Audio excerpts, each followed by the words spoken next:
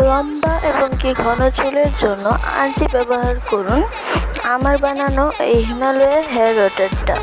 বেশি কথা না বলে চলুন শুরু করা যাক। আমি নিয়েছি চাল, তেজপাতা, নিয়েছি তিসি এবং কি মেথি এবং কি 3-4টে লং নিয়ে আমি একটা পাতিলে সবগুলো একসাথে নিয়েছি এবং কি তেজপাতাগুলো 2 ভাগ করে ছিঁড়ে নিয়েছি।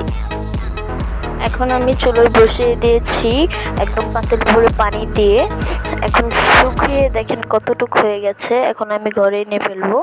আর আমি একটা কিন্তু বোতল নিয়েছি, সব দিক দিয়ে সুবিধা আছে। এরকম বোতল পাইপও দেওয়া আছে এবং কি স্প্রেও হয় এভাবে দিলে। এখন আমি আমার হিমালয় হেয়ার অয়েলটা ঠান্ডা করে নিয়ে বোতলে ভরে নিব।